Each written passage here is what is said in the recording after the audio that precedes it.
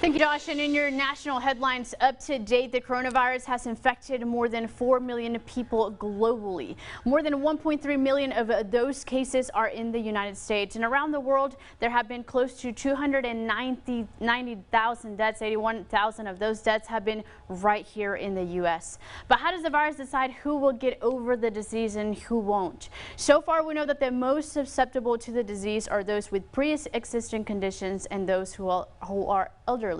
In fact, more than 26,000 of the nation's deaths come from residents and staff in the nation's nursing homes and long-term care facilities. CNN Jason Carroll looks at what's being done now to try to protect residents and staff. I'm horrified. My family, we're overwhelmed with guilt. That there should have been something we could have done. Lee Rapash's 84-year-old mother, Lily, died in March at the Andover Subacute and Rehabilitation Center in New Jersey. She was never tested, but the facility was hit hard by the virus. It drew national attention after 17 bodies were discovered in a holding room there last month. According to the Kaiser Family Foundation, 53% of New Jersey's COVID-19 deaths were residents of the state's long-term care facilities. There was this virus running through a nursing facility and running through all enclosed spaces, and the nursing facility wasn't taking the correct steps to protect them. In at least 15 states, more than half of the people who died of COVID-19 lived in long-term care facilities like nursing homes, Kaiser reported. In Pennsylvania, it was 70%, New Hampshire 72%, and Rhode Island 73%. The state of Minnesota reports 80% of coronavirus deaths there were in nursing homes.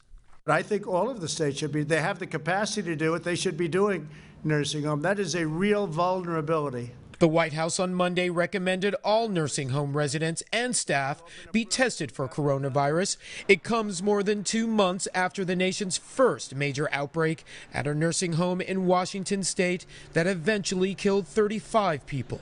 It's heartbreaking and horrifying, but it's especially heartbreaking knowing that we could have done so much more. We can still do so much more to protect them. Some nursing home advocates say given the number of fatalities, the federal government should be ordering testing, not just recommending it. And they say that's just part of what's needed.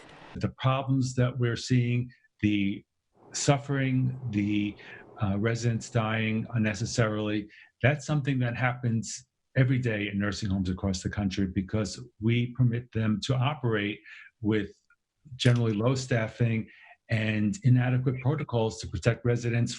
Some states have called in the National Guard to help overwhelm staff at care facilities like this one on Monday in Pennsylvania. As for that care facility in New Jersey, where Lee Rapash's mother died, the owners now face a $220,000 fine for its handling of the outbreak, but it's too late for Rapash's family. We had always thought we'd be there for her when she died, and we weren't. And I think that's the worst part. We weren't there for her.